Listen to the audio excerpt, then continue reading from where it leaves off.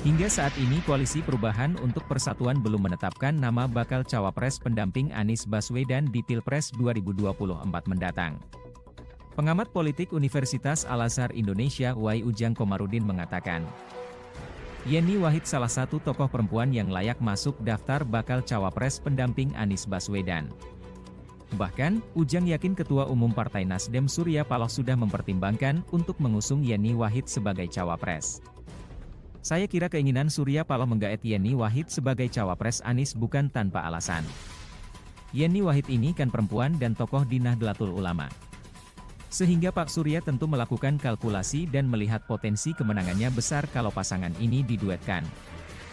Kata Ujang di Jakarta, Rabu 5/7. Direktur Eksekutif Indonesia Political Review IPR itu mengatakan, keinginan Surya Paloh memasangkan Anies dengan Yeni Wahid, karena melihat pasangan ini ideal dan saling melengkapi. Ujang pun tidak melihat dengan mengusung Yeni Wahid maka akan membuat posisi Koalisi Perubahan terancam bubar.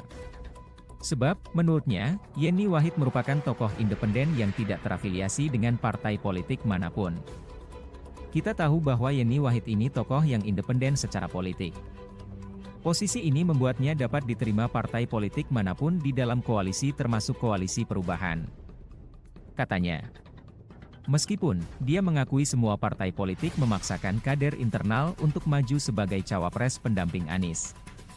Misalnya PKS mengusung Ahmad Heriawan. Demokrat mengusung Agus Harimurti Yudhoyono AHY. Biasa dalam koalisi semua parpol mengusung kader masing-masing. Namun, itu tidak bisa dipaksakan, nanti ada titik temu antara semua parpol itu siapa yang harus diusung akhirnya. Tentu ada parameter sehingga satu tokoh itu diputuskan jadi cawapres, kata Ujang. Dalam hal tersebut, kata Ujang, secara kalkulasi politik nama Yeni Wahid akan bisa dipertimbangkan semua parpol dan akhirnya parpol akan legowo. Yeni Wahid ini kan politisi perempuan, sekaligus memiliki garis keturunan dari pendiri Nahdlatul Ulama NU. Menurut saya ini, akan menjadi pertimbangan bagi parpol pendukung Anies.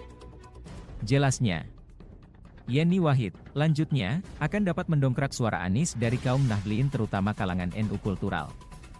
Anies ini kan selama ini selalu dikaitkan kalau dia didukung kalangan Islam garis keras, Islam radikal, dan Islam kanan. Dengan adanya Yeni Wahid yang merupakan putri Gus Dur, otomatis stigma itu akan hilang. Karena ada representasi NU yang Islam moderat dan nasionalis. Jelasnya, Yeni Wahid juga disebut akan menguatkan pasangannya di wilayah Jawa Tengah dan juga Jawa Timur, dua provinsi dengan jumlah pemilih terbanyak selain Jabar dan Banten.